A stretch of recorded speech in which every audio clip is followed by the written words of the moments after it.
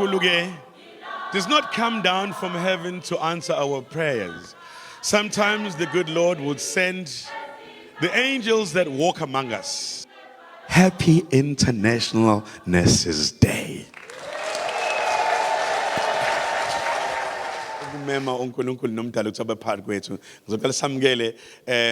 The shepherd of the Lord's flock, the good man of the cloth, he is Bishop Luvuno. Once again, let's give him a warm Eskawini welcome.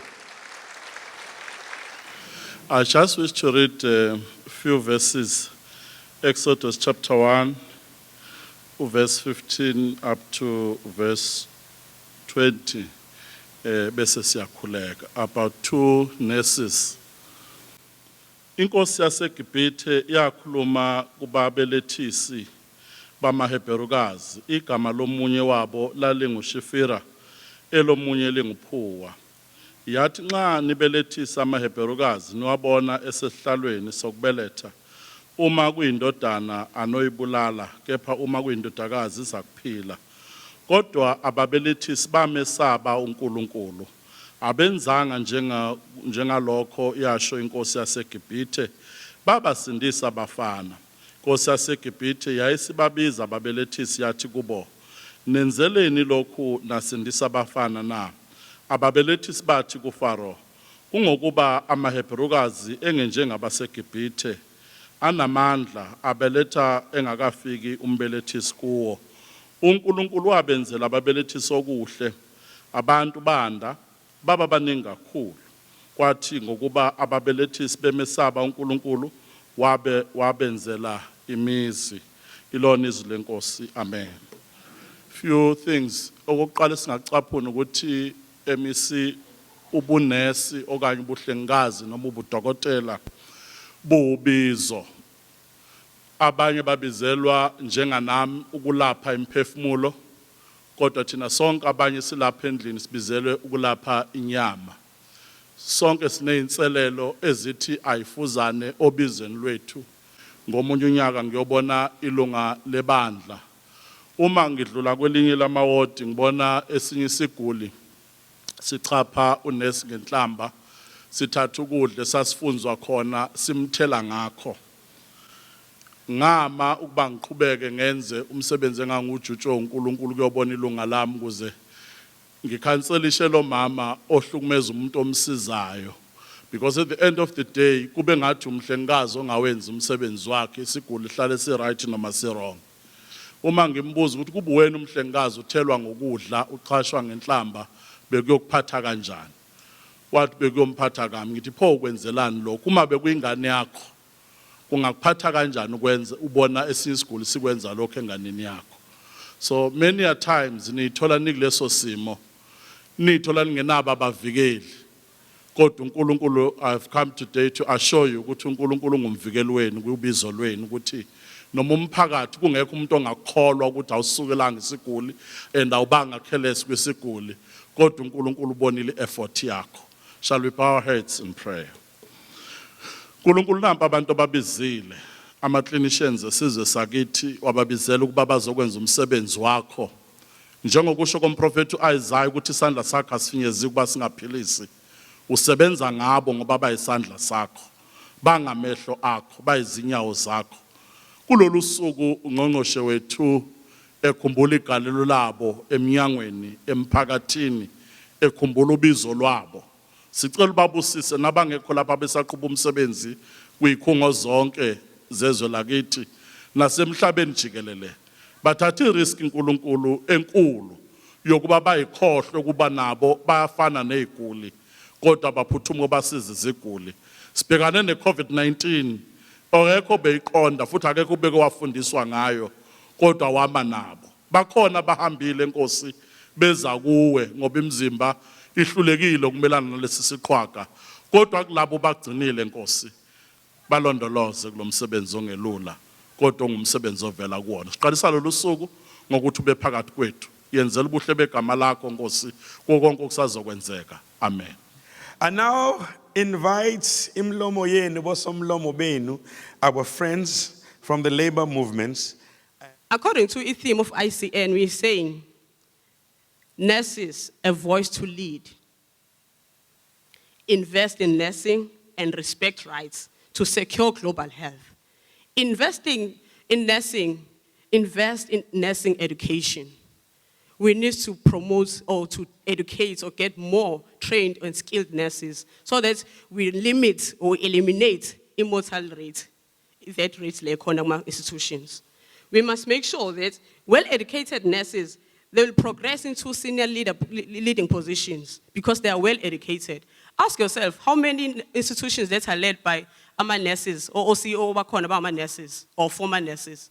It's because we have run away from this education of educating ourselves. We need to educate ourselves so that we move with the times and then get invest in education. Into investing in nursing, we must also invest in nurses' jobs. We have seen a number of people leaving profession, resigning. It affects even us as a trade union because when they leave, they open a vacuum. Then there are no new nurses recruited to join the profession. The colleges were taking 2 classes or 2 groups per year, but now the college that took in January is not going to take another group in the following year. That means even the educating nurses, we are decreasing the numbers. So with World Health Organization has called us to promote nursing as a profession. Umsebenzi wenavu unzima. Unzima kakhulu kodwa kuma resource angekho ebhedlela niyakwazi ukusebenza ngaphansi kwesimo.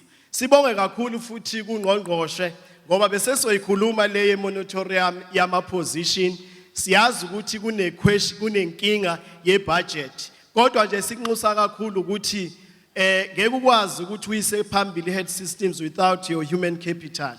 Sesiphetha nje su PSA siyabonga kakhulu ukusebenzisana. Siyazi ukuthi kunendawo esingakwazi ukuthi sifinyelele kusona. Isimo asihle, ama facilities ethu ayawa.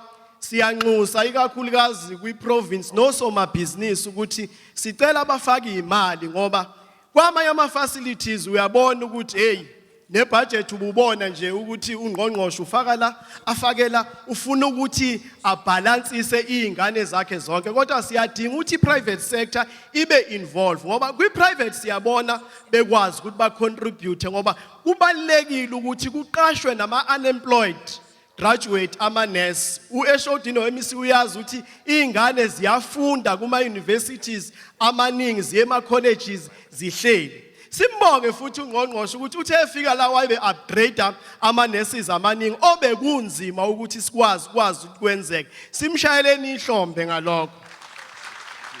Uma besikhuluma ngamaqhawe kufanele sazi ukuthi amaqhawe yinina. Ningamaqhawe ngoba kuthe ngesikhathi kunzima even nangesikhathi seCovid where esithi basiphethe lapha eSouth Africa kwabonakala ukuthi isimo sabalungele kufanele babuyele emuva kudedelwe nina nathi nina nizoya kufiwa kunjalo. So kubalekile ukuthi uma ngabe kufika lolu usuku sikwazi ukuthi sizothi salute ningadikibali inselelo zikhona. Asifuna uqamba manga there are many challenges, socio-economic challenges. So ke sithi ke sazi ukuthi zikhona inselelo enibhekene nazo. Siyaqonda ukuthi lapha enisebenza khona uthi ukhona uyibambile lapha njengomhlengi noma njengomhlengikazi kodwa ubusebenzela abanye ozakwenu cishe abahlanu kuyaphezulu abangekho ngendlela enishoda ngayo. Kodwa labo basebenzelayo awukwazi ukuthi uthole umhlomulo wakhona. Okubi uthuba sebenzela mangabe kukhona ongakwenzanga bese kuthiwa uyachajwa. So ke ingakho sithi ke siyakudinga ukubambisana kuzo zonke lezi inselelo. We salute you sazi ukuthi ngesikhathi seCovid kube nezingxaki enibhekana nazo. Pastor Kane for the motivation, ladies and gentlemen. I guess simshayele ihlombe. Ginikezweke i-theme ethi a voice to lead, invest in nursing and respect rights to secure global health. Kule theme enginikezwe yona ngithande the first line, a voice to lead, in which ngizohlala kuyo. Umuntu ophilayo emhlabeni njoba exista, there are 5 houses in which we live in. The first house is this house, the house called you. Yilendlu. Yingakho ke ukuthi umuntu mangabe ehamba emhlabeni uyaye kuthiwe akasekho kodwa isidumbu sisuke sikhona. Ingenxa yokuthi kusuke kuphume umuntu owumphefumulo kodwa indlu, that is housing umphefumulo, isuke ikhona.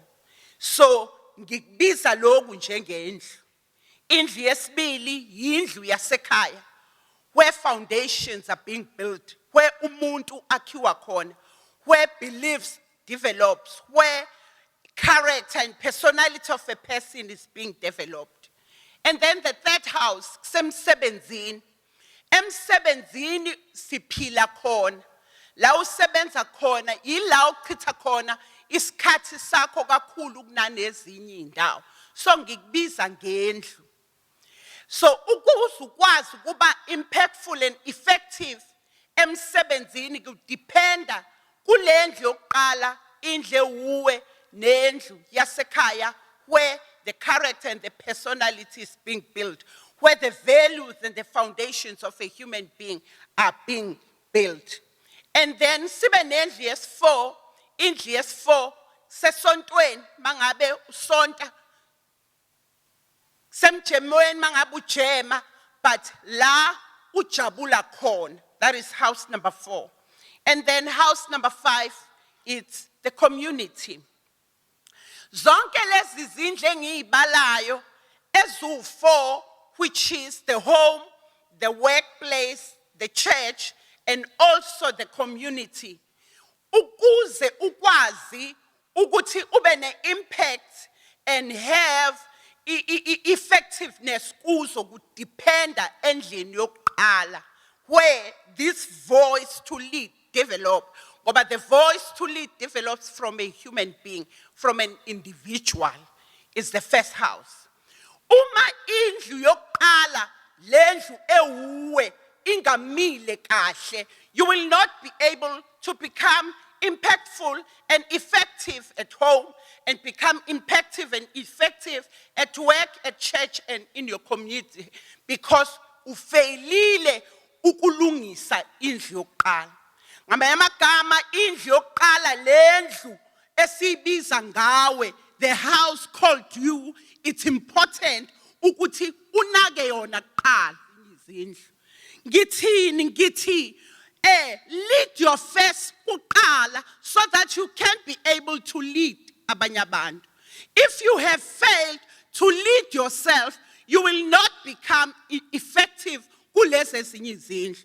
Then bese sithi mase sisemsebenzini sithole abantu abanolaka nabanentukuthelo abangakwazi ukuphilisana nabanye abantu. Yini lo muntu uhlulekile ukuyolungisa umonakalo endlini yokuqala, lendlu which is called self.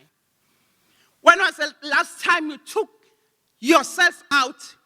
Wahlala waba ne-meeting, wabhala i-agenda, you called yourself kulowo mhlangano, wabhala ama-minutes ngawe, wayibuza imibuzo ukuthi kungani nginje, kungani ngibehavior kanje. Kwesinye isikhathi abantu baze bakhulume ngoba uhlulekile ukuyiconfronta wena, uhlulekile ukukhuluma nawe. There is a voice that is within you, esho ukuthi I'm broken. There is a voice within you, ethi angikho right. There is a voice within you, ethi I need help, but you don't have time, because we want to please each and everybody. See, behave as if everything is okay, but everything is not okay. Wake wasibona isihlahla esidliwe umuhlwa. When you see that tree, uyaphuma uyoncika kuso ngenxa yokuthi you are hoping ukuthi uzothola umthunzi. Mawufika kuleso sihlahla sihohloke ngoba ngaphakathi akusekho lutho. Kodwa mawubuka ngaphakathi, the weave is okay and the makeup is okay. Uthai lu right, konke ku right, but umuntu ngaphakathi is no longer there. So when we go usiyothabela kulesa sihlahla siyahodloka kuphuma ilwane ngaphakathi, and you wonder ukuthi I was trusting ukuthi ngizothola umthunzi la. Yini umuhlwa that is eating you ngaphakathi? Uye nini ukuyosevisa wena? Abanye abantu bayawasaba amanesi. Abantu sebeze developena nento yokuthi amanesi anenhliziyo embi. Hayi ukuthi kukanjalo.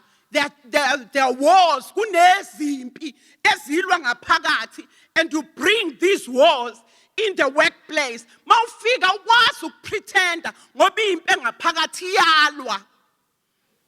In closing, gizothi, be courageous. Find time to develop you. Find time to love you. Find time to fill your cup. Find time to service you. Find time to rest. Find time, uyikhiphe, uyayimasaja, you work hard. Sebenza kanzima.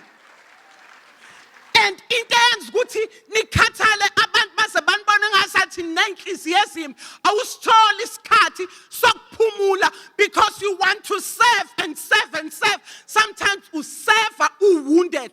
Mawuserve uwounded ukhipha ilonda. Ngoba ukwazi ukuyikhipha into onganayo. Ukhipha lento engaphakathi, awukwazi ukukhipha uthando out of hate, awukwazi ukukhipha care out of not being taken care of. Don't wait for other people to take care of you. Le mali udepartment akunika yona iyona okufanele kuphume yona, imali yokuyikhipha yokuyoyidodosa. And sithe wimpi udle nje ice cream ka 30 rand. Ngizothi namhlanje, be courageous. Being a nurse is not easy. Ukunakekela omunye umuntu is not easy. There was a man, as I'm closing, who owned imbongolo. Kuthe ngelinye ilanga eseyone for so long le mbongolo ehamba nayo eyokha amanzi. Imbongolo yawela emgodini. Kuthe mayiwela emgodini bezama ukuyikhipha. They realized ukuthi it's gonna take them so much time ukuthi bayisave. Wasale sethi because ikhona enye ese-fresh le ibisindala, it has served me so well, akunandaba noma ingafa. Nangempela bayeka imbongolo iwele emanzini. Wayesethi because nomthombo usumdala asigqibeni le mbongolo singcwabe. After a while, when they went beyochecka la imbongolo iwele khona, befuna ukuqala ukuthi sekusele kangakanani ukuthi umgodi uvaleke. They realized ukuthi umgodi uphakeme kodwa imbongolo is still moving inside that hole. Nangempela baqhubeka waze wathi indoda ngcono sifakeni concrete nemgubane ukuze le mbongolo igqibeke. Nangempela they continued the process. Keep on checking imbongolo. Beyithola ukuthi imbongolo is still moving up until ekugqibeni kwakhe babona umgogodla wembongolo uvela emgodini. Baqhubeka bayigqiba babona imbongolo isikwi-level isiphuma i-wounded and bleeding. Bamangala abantu ukuthi imbongolo inqobe kanjani lo mhlabathi namatshe ebekade beyijikjela ngayo. They realized ukuthi yonke into abebeyijikjela ngayo ibiyithatha igibela ngayo. Umhlabathi ibiwuthathi ushake irise ngawo. Umgubane mawufika uzoyishaya ibiwuthatha ushake irise ngawo. Ngizothi whatever that has come to defeat you, noma ekusabisayo, thatha leyo nto and shake it off and rise. Ngizothi noma ngabe yini that has terrified you, stand up, shake it off and rise. Noma ingabe uyawa vuka, noma ingabe uyawa futhi vuka, noma ingabe uyawa futhi vuka. Whenever you are faced by a challenging time, always stand up, always show up. Don't quit. You are already in pain.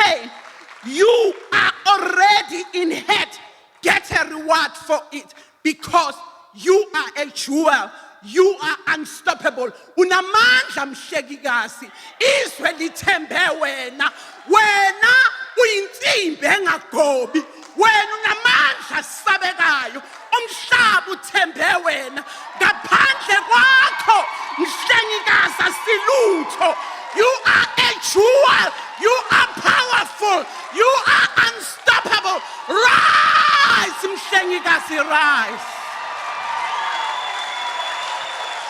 Ngiyajabula kakhulu dancing nurse. Isalokwazi esiculayo esidansayo for the patient. Ngizosho nje kancane umsuka walokho ukuthi kusuka kusuka kuyona kule profession yami. Ukuthi profession yami yenziwa umuntu owadela konke.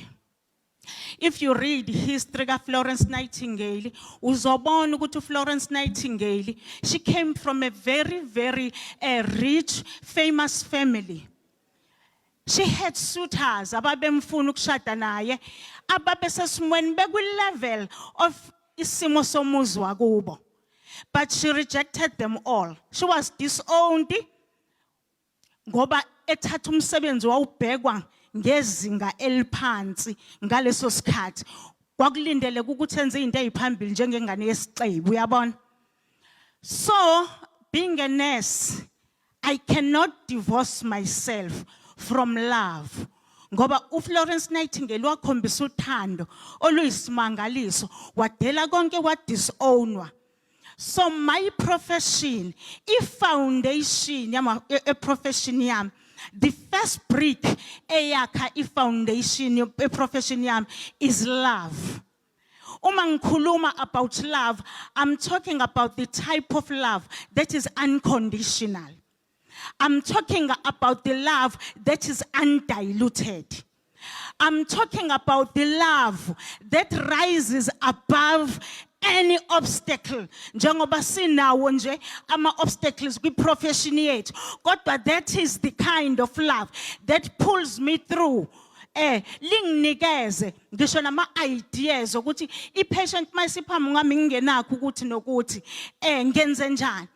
We may talk about limited resources, ngizwile kukhulunywa ngama limited resources, budget and what have you, but standing right in front of you, I want to tell you that I'm very rich. I'm very, very rich ngoba nginothando. Uthando enginalo aluyidingi budget. I don't need budget ukucomforta patient. My hand doesn't need budget. Ngoba uyayibona inhliziyo uNkulunkulu. Ukuthi wenze njani uma ngabe usuhlangana nepatient enjenganale. That's why ngafunda khona ngisho izithakazelo. Ngoba isithakazelo I realized ukuthi uma sengithi kwana kodwa kamagutshwa hawu ngikwenzeni. Isithakazelo sinendawana ethile esimali simthatha umuntu lapha simuthi la phansi umtholo sesithobe sehlekile ingontunje nowazwe. So nanokuthi I even make tea and bread for my patients at clinic 3 times a week. Ngiyafisa ukuthi ngelanga uNkulunkulu futhi aphinda ngipha amasenti ngoba I take from my own pocket. Angiphe kube isonto lonke. Isizathu sakhona esasenza lokho ikona lokho ukuthi for the patients to feel welcome. Human culture, every society, uma ngabe umuntu umwelcome emzini wakho umwelcome with a cup of tea. Abayakhohlwa nanokuthi ulayini nangu hamba kancane. Kanti ke futhi khona lento ekuthiwa uPHC utilization rate. I'm competing with other clinics namabe ngifuna ukukhuphula izinamba. So manje bayatshelana ukuthi sidla itiye lapha. Bese beza bazogcwala. My word of encouragement to kunina ozakwethu ukuthi please just hang in there. Just hang in there no matter what. Makuchu funo zomthuma tumamina we makucha tumami ukuyasebenza umphakathi tumami na Wemakuta tumami nami. Ake samukele ngaphambili ke bathandekayo uDr. SC Shabalala, our HOD, to introduce ngendlela efanelekile our MEC for Health la KwaZulu-Natal. Simshayele ihlombe lekhulu kakhulu bakwethu. I'm not going to be long. MEC, may I call upon you? I'm not going to say anything really. MEC, may we rise as we welcome her. Nyaza Gafuni, but I would implore you to do so. Ziama Zumelusi. Ziama Zumama Wazo. Huye no ziholayo. Huye no ziholayo. Naze nabahle.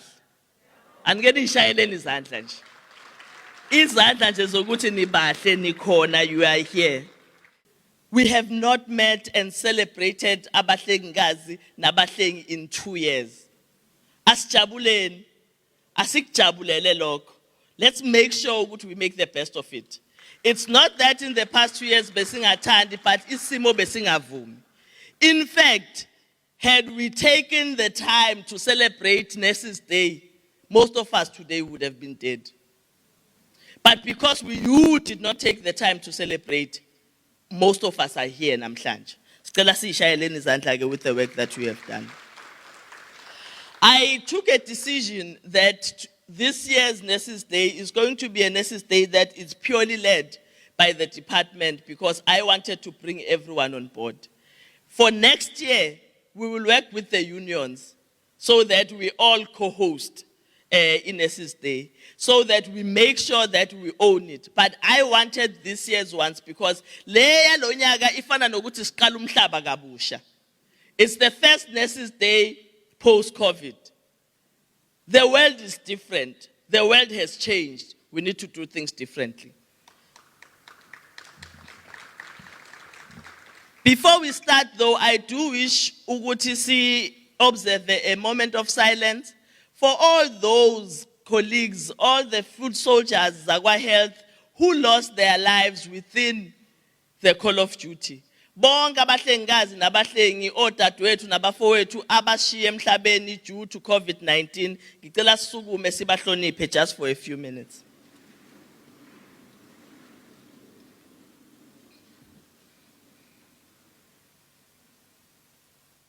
I wish to start by greeting all of you today and appreciate your presence as we join the rest of the world in celebrating one of the most important days on our health calendar, which is International Nurses Day. We're quite pleased at having the opportunity to acknowledge and recognize the impact made by the nursing profession in the provision of health care to our communities. This is especially so given our recent past where we've been confronted by a number of public health emergencies. Niyazi-ke ngo-2020 saqala nge-COVID-19 yavele yasinyakazisa sonke kwayinto engakazi izibonwe umuntu. There is not a single healthcare worker that can tell you today ukuthi yake yayifunda esikolweni. But you were able to stand firm and you said you'll go nisebenze despite not knowing ukuthi nizohlangana nani. But akumanga lapho ngo-2021 sithe sisabheka i-COVID-19 we had unrest. And during the unrest it was you as healthcare workers who again had to be in the forefront, make sure that those that are injured, those that have been killed, bafika bayaserviseka. There are healthcare workers at eThekwini in particular who were traumatized, who were affected, who were scared because of how they were treated in the different townships or towns of eThekwini as a result of the July unrest. Abanye babo baze balimala, but you are here today. Akumanga ke lapho sithe sabheke lokho, boom, recent floods.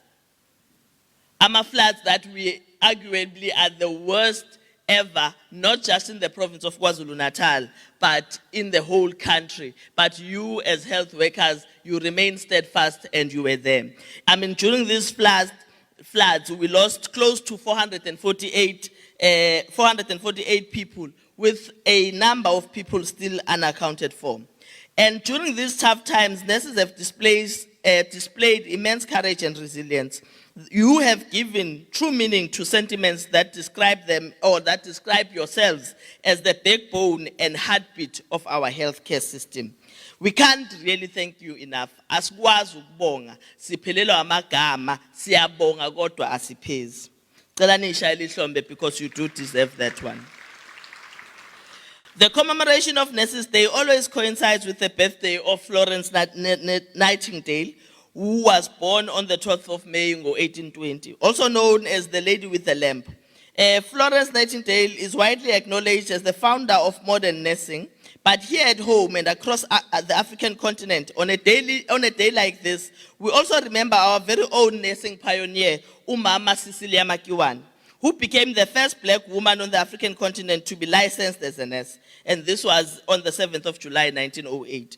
We have had to thank for blazing the trail and opening the doors for millions of nurses across the African continent over decades who entered the nursing profession and went on to make the world a better and less painful place for humanity. Akuyena yedwa sikhuluma ngomama abafana noAlbertina Sisulu, omama abafana noVictoria Mxenge, esaziyo ukuthi ba omama abafana nathi noma that we can relate to. But we also know that as nurses, they did not just look at nursing as a profession, but they looked at it as a calling. Siyabazi ukuthi ba omama ababethi noma ayesebenza kwifacility ayesebenza kuyona, kodwa noma ekhaya azi ukuthi emakhaya kwicommunity ahlala kuyona afika ayisebenzele njengonesi. Siyazi ukuthi ke baningi futhi abanye onesi esinabo namhlanje who behave ngaleyo ndlela. Siyacela ukuthi nalabo abanye abangakwenzi lokho ababhekele noma they must look up to labo mama so that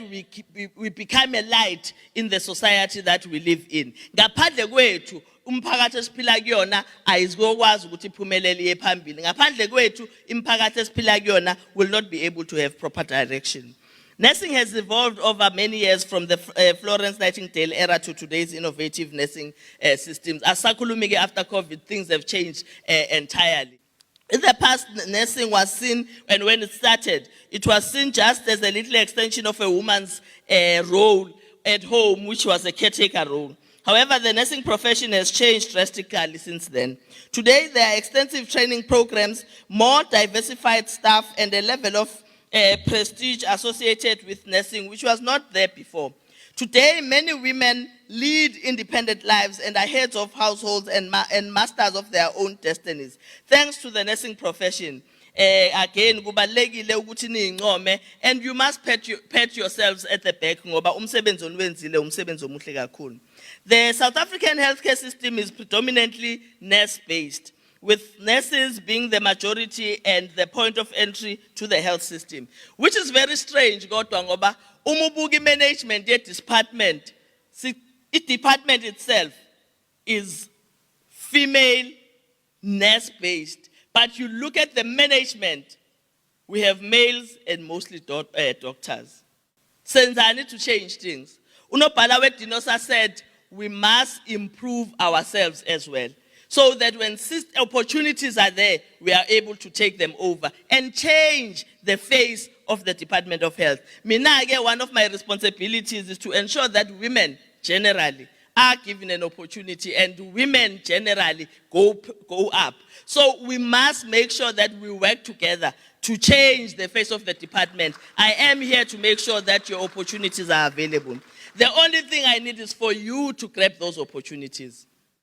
Honest, but the way they are not given the prestige that they deserve, they are also often the last ones to close our eyes during our final chapter or once our chapter comes to an end. But they are not given that recognition that they need. In fact, nurses are so critical to the healthcare system that many doctors will tell you everything that they know, everything that they learned outside of reading at school, they learned from the different nurses that they have worked with. That is the role that has been played by all nurses. It is therefore highly regrettable that our war against COVID-19 pandemic has cost us lives of so many of our valued healthcare workers. On behalf of the KwaZulu-Natal Department of Health, we dedicate International Nurses Day, this year's International Nurses Day, to all our nurses, especially those foot soldiers who died with their boots on and became casualties of COVID-19. Today is about them.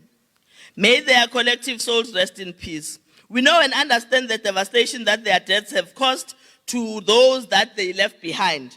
We send our deepest love and sympathies to all their families for their loss. Their loss is our loss. However, that loss is not just to the families, but it's also a loss to the different colleagues. It is correct to say that the brunt of COVID-19 was certainly borne by healthcare workers across the board, including nurses themselves, your doctors, the allied workers, and the support staff. But nurses were the most affected simply because they are always the ones with the patients. It is also correct to say that these recent pandemics and disasters that we've experienced and have exposed certain weaknesses that are caused by underinvestment in the health system. Ladies and gentlemen, this year's theme for International Nurses Day is Nurses, a Voice to Lead, Invest in Nursing and Respect Rights to Secure Global Health. We must invest in nurses. We must invest in nursing. Unless we do so, our situation is never going to change. Unless we do so, we are not going to change the plight of nurses in government. Government has taken heed of that, and government is moving forward to ensure that the lives of nurses are indeed changed. Such a theme could not be more appropriate. When we presented our 2022-2023 budget speech 2 days ago, I made the point that our resources as the public sector are indeed shrinking, and that we are increasingly being forced to do more with less. This theme demonstrates the urgent need to invest in nursing in order to build a resilient, highly qualified nursing force that is able to meet the ever-changing health needs of our communities now and into the future. Therefore, the needs for world leaders and governments to invest in the health sector in general and in the nursing profession in particular cannot be overemphasized.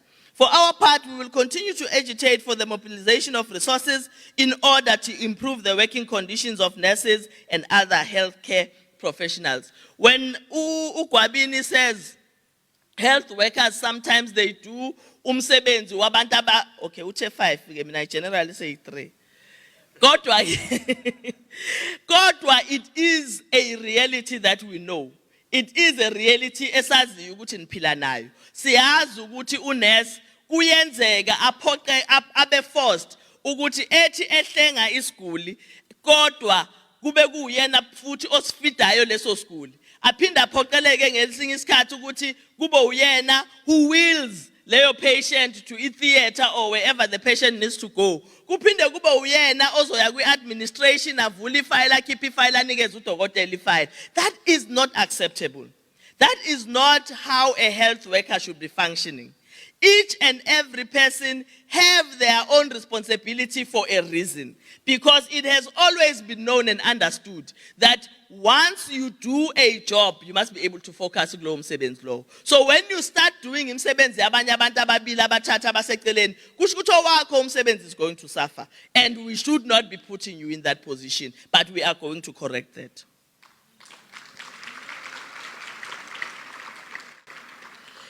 In the past financial year alone, we managed to train 254 nurses in scarce skills nursing specialty field. And these, when you break them down, with child health nursing science, we had 30 nurses, critical care 24, emergency nursing 18, operating theater technique 33, ophthalmic nursing 10, orthopedic nursing science 7, midwifery and neonatal nursing science 7, primary health care 7.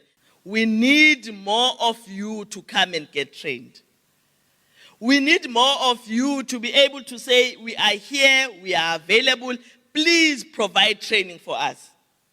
Kuyokwenzeka lokho uma ngabe nani nisukuma nikhombisa intshisekelo yokuthi niyayithanda lento esifisa ukuyenza. Uyabona nje, I want to emphasize this on the critical care. Ngo-2020, Sisnozip, Mamumtem, we struggled, we had posted or we had set aside posts or nurses that are close to 200. We could not get them. Certainly not in the province. Sir advertiser, we probably ended up with about 50-something posts that were filled. 50, ne? But we had posts that we had made available. We just did not have the human beings to fill the posts. So I want to emphasize the point that please, let's take the opportunities of getting trained, and when these posts are advertised, let's make sure that we fill them. It is for that reason that we are breaking this down to you so that you understand that the need is there. The need is there, training is there, training is available, but please also make yourselves available. You might find that the numbers of training specialty nurses has shrunk in the past few years. It's also because the need to train has also shrunk because abantu are not availing themselves. So please avail yourselves so that we are also able to train more. So that ngelinye ilanga uma ngithi kumphathi, why are you not increasing the people that you are training? I will have authority because I will have a list that says to me, you have more than 200 nurses that have applied. Therefore, create more posts for training. Balekileke ukuthi sizicreatele isidingo thina.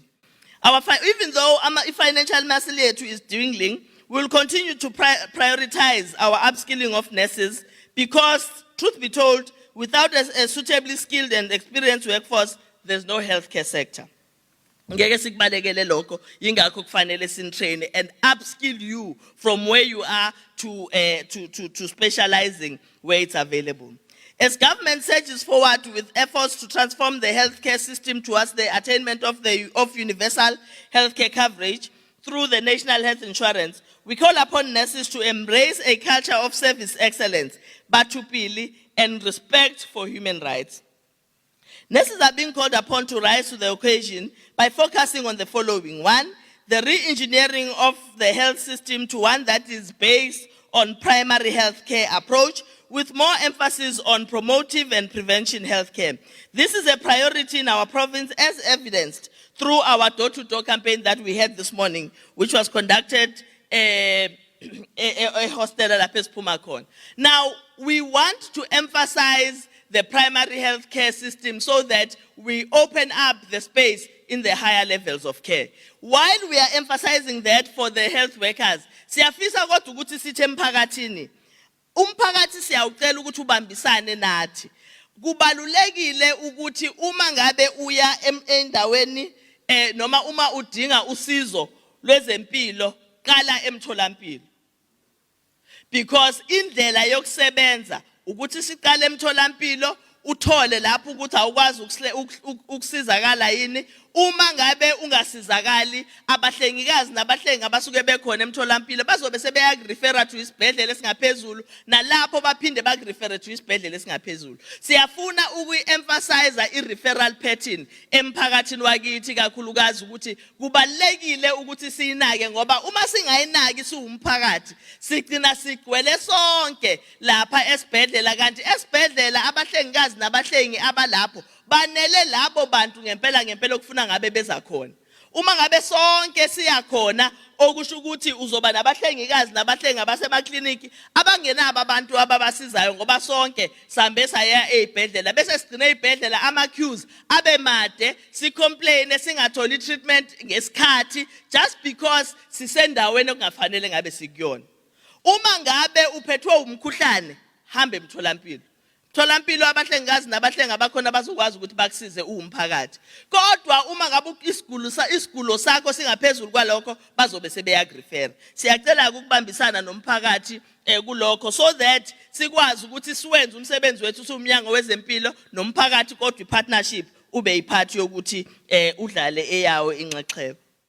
While we are in a celebratory mode and we are celebrating that we are able to meet today, I must take this opportunity to urge nurses to respect all patients at all times, regardless of who they are. Thina njengonesi nabahlengikazi nabahlengi owethu umsebenzi ukuletha ihope empilweni zabo, ukuletha ithemba ukuthi bazokwazi ukuthi baphile, bazokwazi ukuthi uma beze kuthina baletha igulo sizokwazi ukuthi sibasize. Angikusho ke kodwa lokho. Bancane kakhulu abahlengikazi abangabaphathi kahle abantu bakithi compared to nina enibaphatha kahle. Kodwa le number few. Kodwa le number few ingcolisa igama lenu nonke. Niyakuzwa lokho? Ufana njengoba nibahle nje nigqoka ingubo emhlophe niyazibona ukuthi nibahle kanjani. Uma khona umuntu angakuthela ngodaka nje kube yistage esincane singaka kuyo yonke ingubo uyaqhubeka uyigqoka injalo. No. Because there is all of you who are treating our patients very well, who are making sure ukuthi abantu bakithi uma befika ezibhedlela baphatheka kahle. Bese kuba khona that very few evele ingafundisekanga kahle emakhaya. Ithuke abantu bakithi ibathathe noma kanjani. Uyabona sake sadila ne complaint ngelinye ilanga eyayithi ngebhadi nje sesinalo. Social media is very quick. Social media namhlanje is very quick and it's going to be our downfall ngelinye ilanga. Umama ucela itiye esibhedlela. Ngane yami ngicela itiye. Athi umhlengikazi omsizayo ufuna itiye kuba ucabanga ukuthi kusehotela yini lana. Uyabona ordinarily ngangiyophika ukuthi akekho umhlengikazi okwazi ukukhuluma kanje. Futhi ngangiyophika ngize ngibe ngonyawo olodwa. But in fact ngakhala ngaphika. Ngathi ngiqeda nje ukuphika bavele bangifakela ivideo. Uyabona ke inzima kanjani indaba yokuthi uqeda ukuphika okunye kuvele uvele unikwe evidence same time. Ngathwala izandla ekhanda ngabe ngisazi ukuthi ngizothini. Now I'm counting this and I'm reciting this as an example yokuthi there are very few nurses who behave ngaleyo ndlela. But ngebhadi because intembi always iyona egamayo, they then become abantu ababekwa phambili as abantu abarong. Umama uGumede is here today because social media, clinic asebenza kuyona nemphakathi asebenza kuyona. She is celebrated as one person othi umufika clinic ukwazi ukuthi ngisho ungakutholanga kade kuzokusiza ngempela, but ngendlela abakutreata ngayo, ngendlela yena akutreata ngayo njengomphathi weclinic nabantu asebenza nabo, uphuma uzizwe ulaphekile ukuthi hayi ngeke bebengenayo vele kodwa mhlambe ke sengiyoze ngibe right ngelinya, just because she and the people she works with are able to treat our healthcare users ngendlela warm nephathekile. And I am sure ngiyacela sibashayele izandla impela. I am sure it is not only their clinic. I am sure she's not the only one. I'm sure most of us here, uma kufika umuntu omdala kuthina, siyakwazi ukumlalela, yebo mama ngingakusiza ngani, cha baba iya laphana ngithi kunjalo. Ayithi sikhuluma kanjalo nabantu bakithi. Kodwa thina esikhuluma kanjalo, akekho sirecordayo asifake ku Facebook. Angithi? Nalo ozothi na ufika kuyena uthi ukhuluma naye sawubona mfowethu ngingakusiza ngani akufoko office. Useyipatient ke manje. Akekho omrecordayo yena.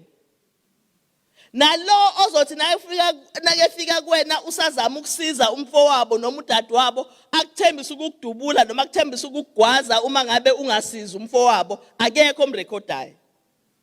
Kodwa wena uma usuphendula siyakurecord. And the Department of Health is going to be expected to act on that. So ngiyafisa nami ukuemphasize i-call that has been made earlier on ethi siyacela ukuthi let's exercise i-patience njengabahlengi nabahlengikazi. Even if umuntu ekutreata ngendlela obonayo ukuthi akuyona indlela correct. Uma ngabe kukhona umuntu othreatenisha wena noma othreatenisha i-safety yenu lapho esisebenza khona, asibalande ama-security esinawo azokwazi ukuthi asisize. Singa-react thina njengabahlengikazi ngoba igcina ibuya ngathi more than lokhu yena obeqala udaba. But ngoba silalelwe kuma-radio stations onke, Ngiyafisa ukulenza i-call emphakathini wakithi ethi abahlengikazi bakhona, abahlengikazi nabahlengi bakhona ukuhlenga nokusave impilo zethu. Njengomphakathi siyanicela ukuthi siphatheni ngendlela enifisa nathi siniphathe ngayo.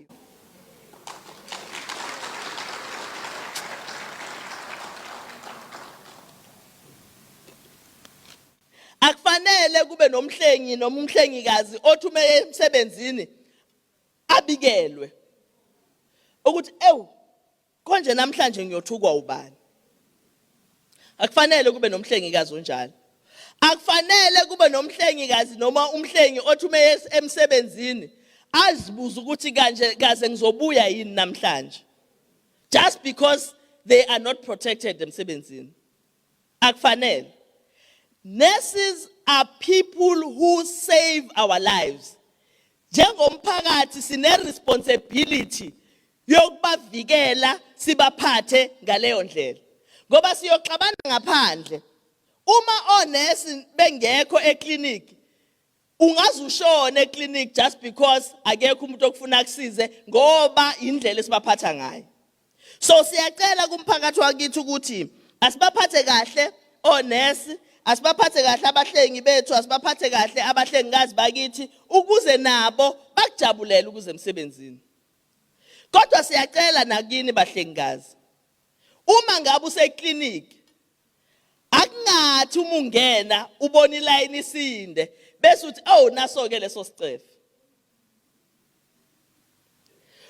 Uthi kungagcwala emsebenzini elayinini yakho uthi habe kazi usuku luyoshona nini sebengaka. Akunina nonke enisho njalo. Ngiyafuna ukuemphasize lokho. It's a very small number that has that attitude. Kodwa iyaningcolisa ninonke. So siyacela ke ukuthi sibambisane, but i-call esiyenzayo kakhulukazi sihambisa lapha emphakathini ukuthi umphakathi awusiphathe kahle sihonest nezwa nami ngiyasifaka lapha. Umphakathi awusiphathe kahle sihonest siyabahlengikazi ukuze sikujabulele ukuze emsebenzini sijabulele ukubasiza ngoba siyazi njengabahlengikazi ukuthi unless kuyithina esibasizayo abantu they stand to lose their lives. So siyacela ke ukuthi ngempela abasiphathe kahle, asibu ubuntu, asibu practice from all sides. Umphakathi awu practice ubuntu, nathi njengonesi sizo practice ubuntu. Do we make that commitment? Njengabahlengikazi ukuthi sizokwenza lokho. Nami ke I will continue to go around the whole province and request a partnership with community leaders, with the community to protect all nurses, because uma bengas protect as community members kusho ukuthi asikwazi ukwenza umsebenzi wethu ngendlela okuyiyona yona. Ngiyacela ke ngizwile kuthiwa sine awisikhathi sesihambile. We are also calling on nurses to continue to work hard as we have been working. Siyazi ukuthi nisebenza kanzima kakhulu. We want you to continue to lead the way. You are the ones who demonstrate indlela eya phambili, but we want you to continue to do so. Most especially when we talk about COVID-19 as well and the vaccine. Siyayazi i-vaccine hesitancy ekhona, and it must be us njengabahlengikazi nabahlengi abakhuluma nomphakathi ngokubaleka kokugoma nokuthi umgomo wethu noma umgomo lo khona iyona nto ekhona right now. So ithina njengabahlengikazi sibambisene nomnyango wezempilo okufuna senze sure ukuthi we speak about vaccinating and we speak to communities and make sure that they understand why it's important for them to vaccinate. As I close, Program Director, I'd like to remind all of us that it is not by default that you chose this noble profession among others. Angit, asifika ngephutha.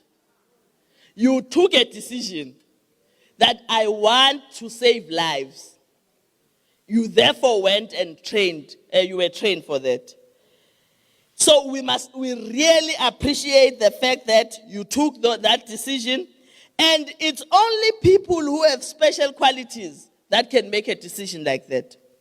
It's people who have love, who have patience, respect, who are able to persevere, empathy, attention to detail, and problem-solving skills.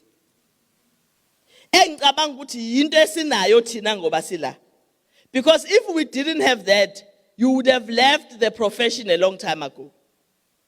You would have left the profession already. So the fact that you are still here is an indication that you have all these qualities that are needed. So we also want to emphasize that let's protect our patients, let's treat our patients with love, but let's treat our patients the way we would want our loved ones to be treated. Sesqina, ngiyafisa ukuthi ngithe emphakathini as well. Onesi siyabacela ukuthi basiphathe kahle noma baqhubeke basiphathe kahle njengoba bebekwenza. Kodwa okukhulu esicelayo ukuthi umphakathi usiphathe kahle siyonesi. Siyacela ukuthi umphakathi usiphathe kahle siyonesi ukuze sikwazi ukuthi sihlenge impilo zawo umphakathi ngoba uma umphakathi ungasiprotect bazongabi namuntu ozokwazi ukuthi abahlenge moving forward. Siyabonga kakhulu.